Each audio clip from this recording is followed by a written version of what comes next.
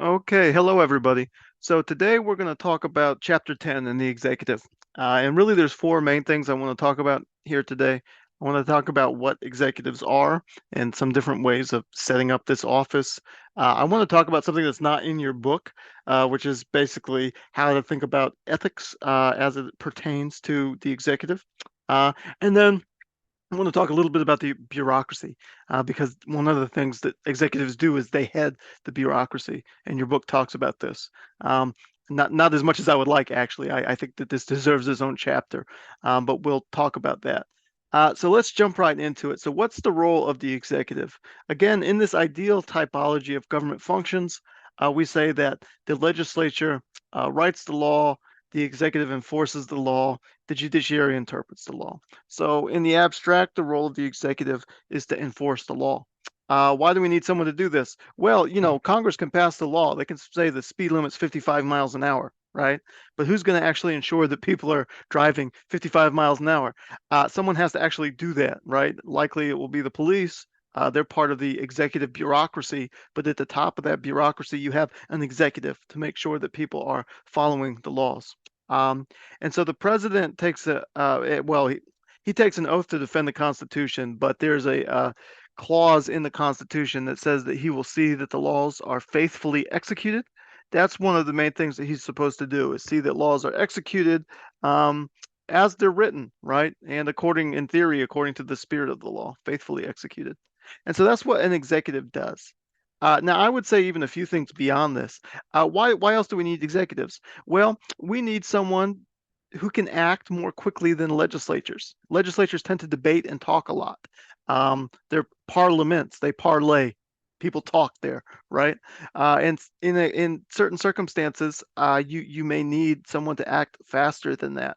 This is also why Congress tends to defer to the president on matters of foreign policy. Um, and I would throw in here as trivia, even John Locke in the Second Treatise on Civil Government discusses the role of the executive in an interesting way. And I say this because so many people chose to write about John Locke in the signature assignments. John Locke is typically associated with the idea of parliamentary sovereignty, right? Because he wants a government that sort of protects your natural rights. And so the idea is Parliament does this. In that conception, the role of the executive, in theory, would be pretty minimal. Um, but even John Locke talks about how in a crisis, you might need an executive to maybe overstep the bounds of the law or potentially even infringe potentially on some of those natural rights, although this is sort of unclear. And what John Locke basically says is in the second treatise, imagine you've got a situation where you've got an enemy invading your territory and they're marching across Farmer Bob's farm, right? And the executive wants to deploy the army to meet this invading force. Does he have to get permission from Farmer Bob to march across his farm and meet the enemy? Even Locke says no, probably not. But the trick here is that well, that's technically from Locke's perspective also a violation of Farmer Bob's property rights, right? And so even John Locke, who, as I said, is typically associated with this idea of very strong natural rights, very strong legislative sovereignty, um, recognizes that there might be extreme circumstances where the executive might assume more power for a short duration. Now, Locke thought that that would be kept to a minimum, but nevertheless, even he sees this crack, right? And so when we're talking about what's the role of the executive, there are normal things that all executives do, right? They execute the law, they head the bureaucracy, but then there is just this fact that in a crisis, executives tend to be the locus of power. And we've seen this in American history too. Um, Presidents will often invoke wide-ranging powers um, on the basis of their oath to defend the Constitution. And so, if you've taken 101 with me, you already know this because I talk about it all the time in American government. But during the Civil War, Abraham Lincoln suspended habeas corpus rights. Now, the Constitution guarantees you habeas corpus rights. This means if the government's going to arrest you, it can't just lock you up and throw away the key. It has to actually bring you to court and charge you with something. and Lincoln suspended that on the basis of his oath to protect the Constitution. He said, I'm trying to preserve the Union. There are all these Southern sympathizers running around. If I think you're a Southern sympathizer and you're aiding them, I will lock you up and without habeas corpus rights. I don't have to charge you. And that in a sense is wildly unconstitutional. But in another sense, it's implicit in that oath, and it's something that we often see in crises is the expansion of executive power.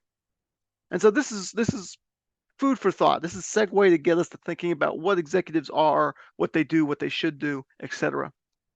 And since we're on the topic, maybe I'll skip down here to the third bullet point and talk about the ethic of ends versus the ethic of responsibility. This is not in the book, but I sort of wish it was. Um, and it is sort of related to I have you watch a short, well, not short, but watch what you can, a video on Machiavelli this week in the mandatory listen. This is sort of related to that. Max Weber was a famous sociologist who has probably come up in the book in other chapters. I don't recall off the top of my head, but he's really central for political science. Um, and he has a famous lecture called Politics as a Vocation. And at the end of that lecture, he draws a distinction between what he calls an ethic of ultimate ends and an ethic of responsibility. And this is part of thinking about how we want to evaluate executive power. And what Weber basically says is that in private life, it might be suitable to pursue an ethic of ultimate ends, where you have a moral vision of the world and you pursue it, you pursue that moral vision, sort of regardless of consequences, right? I mean, so if you're a pacifist, right, and you think you should always turn the other cheek, as a private individual, that's perfectly appropriate, right? Perhaps. Or if you think that it's always wrong to lie, to tell a lie, you're like a Kantian. You think lying's always immoral. In private life, that's perfectly appropriate. But political figures and executives in particular are much closer to inhabiting what Weber calls an ethic of responsibility, which means that you sort of hold power as a trust and you're responsible for the life outcomes of um, all the people that are under your authority, right? If you're a president, you're responsible for your citizens, for their quality of life, and perhaps their survival in extreme circumstances. And so, in that situation, would it always be appropriate to turn the other cheek? Probably not, right? There might be times when you have to inflict harm on other people for self-defense, for the self-defense of the country. Would it be appropriate to never tell a lie or bend the truth? Well, Weber suggests perhaps not, right? Because there might be occasions where telling a fib would retain national unity, right? I was reading a book. There's a good book about FDR called The New Dealer's War, and it was talking about how at the beginning of World War II, German submarines were attacking American shipping off the East Coast. Um, and he basically leaned on the press not to report this because he thought it would look really bad, right? Now, is that quote moral in the abstract? I would say probably not, right? But from this ethic of responsibility perspective, which is the realist perspective, right? You might have to bend morality, or it's ambiguous how far this extends, right? Because you can get into a zone where you say, well, the executive can be amoral, and that's not really what Weber's suggesting. What he's suggesting is that you have to have a different ethical lens when you're evaluating executive actions because they have this responsibility for the rest of the country that might require them under some circumstances to step outside the strict bounds of the law. Um, and so let's see here. I just got a text from CWI. Sorry, turn my phone off here. So, anyways, I wanted to talk about that because it's related both to realism and to thinking about how we want to view the executive from an ethical perspective. Now, I don't mean to suggest that Weber is necessarily right and you have to buy this, but it's very influential and it pays to know. And I wish it was in the book. Um, so let's backtrack now and think about different types of executive systems. So your book talks about these three. It talks about presidential, semi-presidential, and parliamentary executives. Now, the first thing that you would want to know is how do these systems differ? And so in a presidential system, the president has pretty much all the powers of head of state, right? Which means the actual governing powers. I'm sorry, head of government. Uh, Scratch that. In political science, we distinguish between head of state and head of government. I probably already talked about this. Head of government is the actual governing powers of the executive, and then head of state is the symbolic power. And so in the UK, King Charles is head of state. He has the symbolic authority, right? He symbolizes national unity. But the prime minister has the governing power. Rishi Sunak is head of government.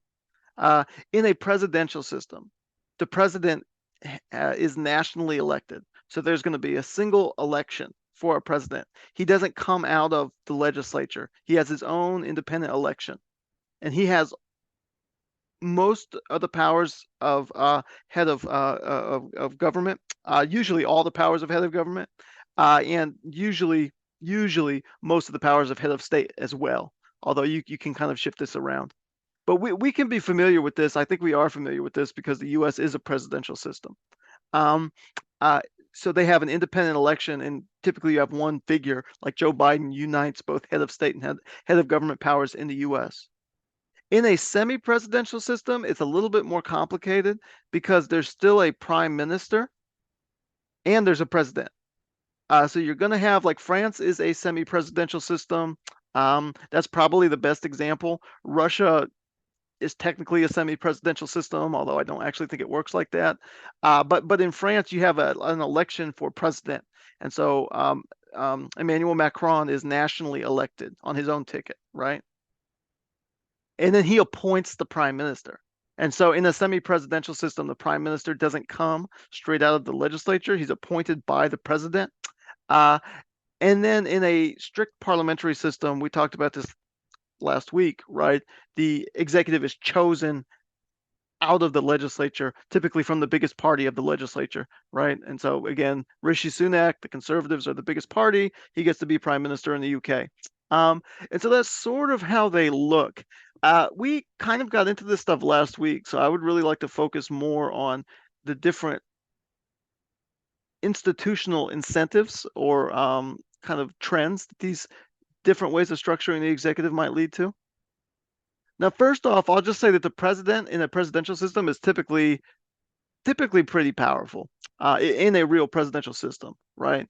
Because he is the only one that can say, he or she is the only one that can say, everyone had a chance to vote for me. I have a national mandate because everyone voted for me, right? House members and senators, the only people that voted for you are people from your state or your district or whatever. But everyone had a chance to vote for me, so I have a national mandate. Presidents also tend to have what Teddy Roosevelt called the bully pulpit, which means that they because of their symbolic power, everything that they say is agenda setting. If the president wanted to have a press conference every night, the media will cover it every night, right? And that lets him set the political agenda. Lastly, presidents head up the bureaucracy, and other executives do too. But this is another source of power. We'll talk about this in a minute. But in the American system in particular, the executive can do a lot through the bureaucracy. So presidents tend to be very powerful. In a semi-presidential system, you also tend to see strong executive authority coming from the president, which is not obvious why this would be the case, because if you think that you have a president and a prime minister, you might think that this dilutes the president's power. But just as a matter of fact, in a lot of these semi-presidential systems, like Russia, like France, the president has a lot of power. And so I've probably already talked about this because I think it's so interesting. But in France last year, Emmanuel Macron wanted to push through that retirement bill that raised the French retirement age, and he didn't have enough votes to do that in the legislature. And there was a constitutional provision that just let him push that through without a vote in the lower house, which blew my mind when I realized that he had the authority. But France has a famously strong president, and in many of these semi-presidential systems, that's the case. The president has a lot of power. We'll come back to that in a second. And then lastly, parliamentary executives, right? Parliamentary executives are different because the prime minister is not elected on a national ticket, doesn't have his own electoral standing in a way. So again, we talked about this last week. The only people that voted for Rishi Sunak really are the people in his district, and he was elected to parliament And then the Conservative Party collectively decided they wanted him to be their leader. But he doesn't have that same ability to say, everyone voted for me, right? And it's typically a little easier to remove a prime minister because all you need is a vote of no confidence. So if a majority of the legislature turns against him, his party can kick him out. The rest of the legislature, if they have a majority, can kick him out. And so you tend to see uh, an easier removal process in parliamentary regimes. And that's good because, well, it's good and bad, right? On the one hand, it's a check on the executive. On the other hand, it can lead to a lot of governmental instability. Now, we talked about a lot of that stuff last week, which is why I blew through it kind of quickly. But your book talks about some interesting stuff in this chapter, which is how do these different executive systems relate to things like populism, freedom and authoritarianism, or I threw in here developing democracies, which the book doesn't talk about, but which is still it's an older political science debate, but one that's still interesting, I think. So what your book argues is that presidential systems seem to engender more populism or for make it easier for populism to sort of thrive, right? Because in a presidential system, you've got sort of one election, one highly symbolic election. And again, the president has the bully pulpit. So if you have a charismatic figure, he can sort of win an election on his own ticket in his own right and just say, well, let's talk about what populism is first. I guess we didn't do that, but I assume that people sort of know what this is. Populism is something that can exist both on the left and the right. So it's not a partisan spectrum issue. It's more of a aspect of a worldview that can be both left or right. Populism says the elites are corrupt. The regular people are kind of the good salt of the earth folk, right? The people are the good people. The elites are corrupt, and we need to kind of recapture power from the corrupt elite and give it back to the people. It's that kind of people versus elite mentality where the people are seen as being the good salt of the earth, moral, upstanding folk, and then the elites are seen as being sort of corrupt elites padding their own checkbooks, right? So what your book says is that kind of populism, that the people versus the elites populism, has an easier time taking off in a presidential system. And we can see why this would be the case, right? Because in a parliamentary system, you've got hundreds and hundreds of little elections. And then the governments that are formed out of that are often coalition governments of a bunch of different parties. Even if you have a system like the UK, where there's typically going to be a majority party in parliament, the executive is still much more beholden to the rest of the legislature, and his tenure in office is much more fragile because he doesn't have this fixed term independent election. Whereas in a presidential system, you've got this one highly symbolic position with the bully pulpit that's elected on his own ticket and then harder to remove. And what your book suggests is that kind of a setup just makes it easier for populism to take off. Because if you have a charismatic leader who runs for president, he just needs to win that one election. Then he serves a fixed term. He's protected from the legislature. He has this bully pulpit, which enables him to kind of set that populist agenda. And so that's what your book says. I think that's an interesting argument and worth keeping in your hip pocket and thinking about. Now, your book also talks about how do these different setups relate to things like freedom and authoritarianism.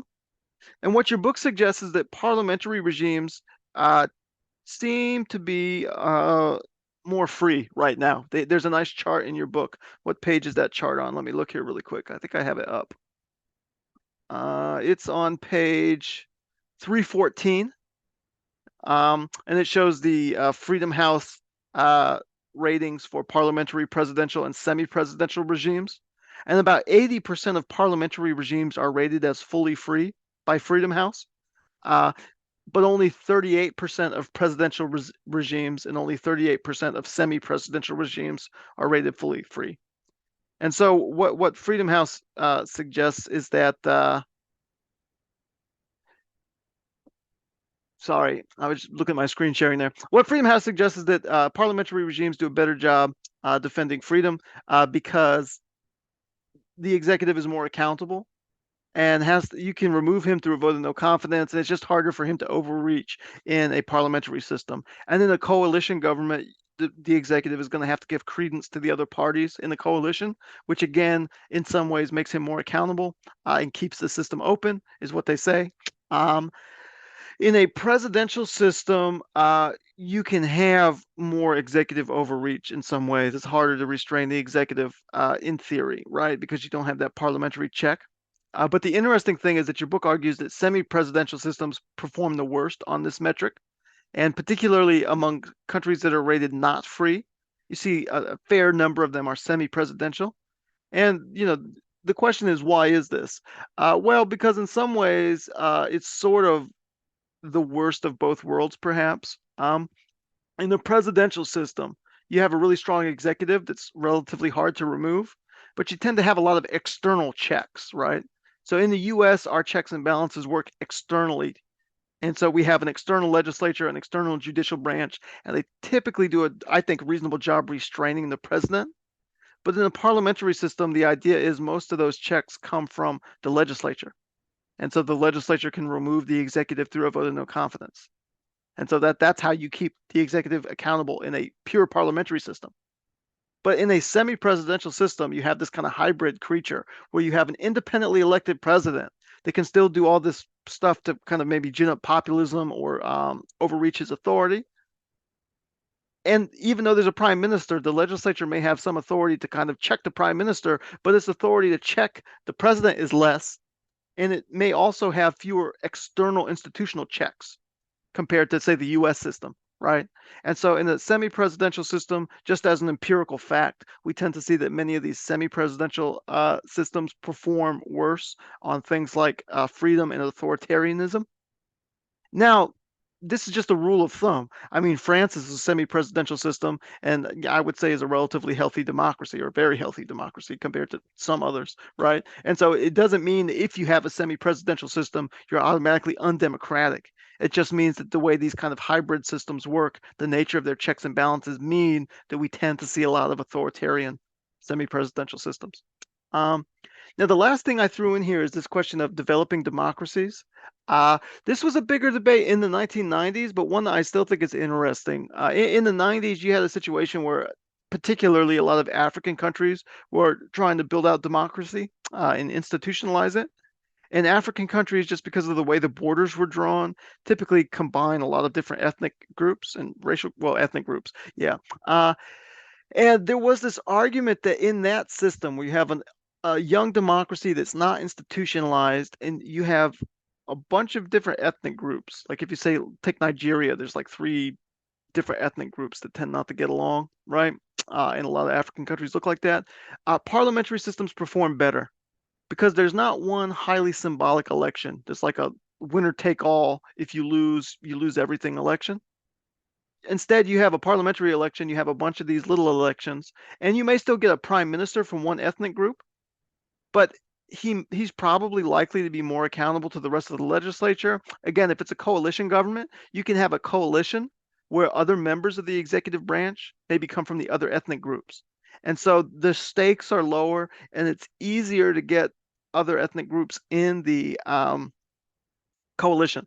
And so the argument was that that kind of situation was less likely to generate civil conflict. Whereas in a presidential system, right, if you have a member of one ethnic group win the presidency, members of the other ethnic groups might look at that and feel like they've lost everything. It's like there's one big high stakes election because now that president's going to serve for a fixed term. He's relatively hard to remove. The coalition governments don't really exist in presidential systems for the most part. And so it would be easier for him to kind of staff the rest of the executive branch with members of his own ethnic group. And so the idea was that that kind of presidential system, the way it worked, was more likely to generate ethnic tensions in these developing democracies with these cleavages already existing in society. And I just think that's interesting because when we talk about these differences between these 3 different ways of structuring the executive, it's important to know what they are. But I mean, the real crux of the matter is, well, what different types of outcomes do they generate, right? And if you were designing an executive branch for some society in the abstract, what kind of executive branch would you want to design? And so I think that's why it's important to look at these things, right? Populism, authoritarianism, and then this last question about young democracies with ethnic cleavages.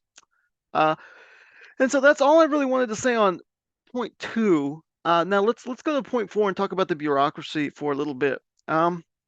So executives are the head of the bureaucracy because that's how they enforce the law. Is they have bureaucratic institutions that do this, and they oversee those institutions. They're sort of managers, right? Uh, let's just focus on the U.S., I suppose. So in the U.S., the president can do a lot through the bureaucracy, through executive orders, right? And basically, what the president does is he can say, I'm the head of the executive branch. I'm going to issue an executive order, which is sort of a command that the bureaucracy do something, right? And as long as that executive order is within the bounds of the law, it's likely to be implemented. And so big things in the US have been done through executive order. I mean, Truman desegregated the military in the 1940s, right? He basically said, I'm the head of the executive branch. I don't want the military to be segregated anymore. And then he snapped his fingers and it wasn't, right? That was about 10 years before Brown versus Board of Education. So that was a big social shift. I always mention that FDR did Japanese internment through executive order. And so huge things can be done through executive order. Now there are some checks on this. It's not ruling by fiat or diktat, right? The judiciary in the U.S. can check these executive orders. Not just the Supreme Court, but also federal courts in general can check this, and they can say that this is unlawful. And so it's not uncommon in recent years, especially to see executive orders struck down by the Supreme Court or federal courts. Um, and so Trump had some of his early immigration bans struck down, although the Supreme Court did later uphold a version of one of those bans. And Joe Biden has had proposals struck or executive orders struck down by the judicial branch, student debt relief, the vaccine mandate, stuff like that, right? It's also the case that Congress can overturn an executive order with a law because a law is always going to trump an executive order, right? Um, and then lastly, executive orders are not law. And so if a new president is elected, 9 times out of 10, they will be able to reverse executive orders from their predecessors. There are rare circumstances where the courts don't let them do that, but in general they can, right? And so there's checks and balances on executive orders, but they're also really powerful because over time the bureaucracy has grown and expanded. Uh, in 1789, the U.S. bureaucracy really only had a handful of institutions, right? It had like a post office, it had a State Department, had a Department of War, and like a customs and tax, like external tax customs collection department. But no IRS. There was no income tax. It was like a tariff department, right? And that was basically it, right? Over time, as society has gotten more complex, we've created more and more elements of our bureaucracy. And so that means now, if the president wants to intervene in health policy or education policy or national security policy, right?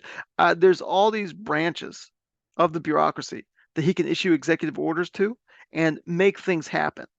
Now, there's checks on that. There's checks on that. But the president can still accomplish a lot in this way. Um, and I would say even more so, perhaps, if we look at foreign policy. And again, we talk about this a lot in the American government, but the way that diplomacy in theory was supposed to work according to the Constitution was that the president would negotiate treaties and then submit them to the Senate for advice and consent. And the Senate would pass the treaty, and then it basically becomes American law, more or less, right? The way it actually works is that it's really hard to get 60 votes in the Senate, and the Senate tends to defer to the president on foreign policy anyways. And so the president tends to negotiate foreign policy through executive agreements, which are sort of the foreign policy equivalent of executive orders. And he sort of says, I, as the president, am representing the United States, and I'm committing us to this agreement. And no, it's not technically a law, but we're going to commit to this. And so if you look at something like the Iran nuclear agreement that Obama agreed to, that was an executive agreement, right? And so it functions sort of like a treaty light. We're still committed to it, but it's not law. And it has the same limitations as an executive order. Congress could supersede that with a law, or subsequent presidents could come in and just overturn that executive agreement. And that's exactly what Trump did, because he didn't like the Iran nuclear agreement. He came into office and said, we're not abiding by this anymore. That would be much harder to do with a formal treaty. And so the punchline that I'm making here is that as the bureaucracy has expanded, because the president can do a lot with executive orders domestically and through executive agreements, foreign policy, this has been a practical expansion of presidential power. And it's just worth thinking about how the executive and the role of the executive changes as the bureaucracy expands. And the very last thing I want to talk about, and then we'll start to wrap this up, is why we have a bureaucracy and what a bureaucracy is needed for and why it has grown so much. Because sometimes I talk to people and they think that the bureaucracy is bigger now than it was in 1789 for arbitrary reasons. Like people just sort of like had ideas that they wanted a bigger democracy, and if we change a bigger bureaucracy, sorry, and if we change our minds, we can just shrink the bureaucracy. It's easy to do. I would say that's probably not the case, right? The bureaucracy expands, I would say, for two reasons. One is as society gets more complex and as technology gets more powerful and has greater consequences, we tend to need more regulation or more state intervention in society, right? And so when everyone has an agriculture, well, if you have an agricultural society like it's 1790 and most people are farmers, right? And there's no steam power, the environmental damage that technology can cause in 1780 is much less than it is in 2023. There's no nuclear energy, right, in 1780, so you're not worried about nuclear accidents. You don't need nuclear regulation. There's no real fossil fuel, so you're not worried about cleaning smog out of the air in LA, right? But as things get more complex and we need to deal with bigger consequences of our economic system, this calls for more bureaucracy. Uh, Also, I would throw in there that Congress is composed of generalists, right? Pretty much everyone in Congress is a lawyer. That means they know like some American history and how laws work, but they're not specialists and they don't know anything about nuclear energy or traveling to Mars or cleaning up the environment, right? And they also tend to be focused on winning re-election, which means their time horizon is relatively short. And so that makes it hard to do expert long-term planning from the legislative branch. They're generalists, they're focused on re-election. How do you plan for long-term things like, climate change is happening. There's a pandemic could happen. We could have nuclear accidents. How do we prevent those? All this stuff. There are invasive species, right? Kind of getting into our waterways. How do we think about that? It's hard for Congress to handle all this stuff because of the nature of their incentives. And so the way that governments incorporate area experts and long-term planning is to have bureaucratic institutions dedicated to particular problems, right? And so we have an EPA, an Environmental Protection Agency, that's focused on cleaning up the environment and monitoring the regulations that Congress has passed. We have an energy department, which governs nuclear energy and controls our nuclear weapons for the most part, right? And so, anyways, as things get more complex, we build out the bureaucracy to incorporate expertise and plan for these issues. I would also add that the second big way that I think the bureaucracy increases is that it's linked up with democracy. Democracy encourages citizens to demand things, right? People want better schools and better roads and cleaner environment and Social Security for their old age and potentially health care, right? Democracy gives people a voice and encourages them to vote for policies that cater to their needs or interests.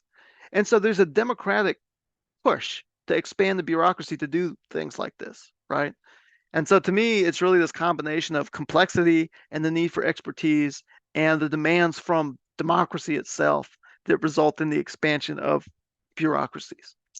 Uh, and so this is really, I think, where I would like to wrap up. There are other important things in the chapter that I think are worth looking at. So definitely read your chapter. In particular, I think that passage about iron triangles on well, what page is that? On page 323, that discussion of iron triangles, which talks about how Congress and particular bureaucratic institutions and then interest groups in society tend to form cooperative relationships. That concept is really important, right? There's a symbiosis between Congress and bureaucrats and interest groups. There are like little power structures. Make sure you focus on that 323 thing, because if we're talking about how does the bureaucracy actually work in practice, that is really key to it. Um, but having said that, I think this is a good point to wrap up because I hit the high points of the chapter. But if you have questions, as always, email me. I'll be happy to talk about it, and I will talk to everyone later.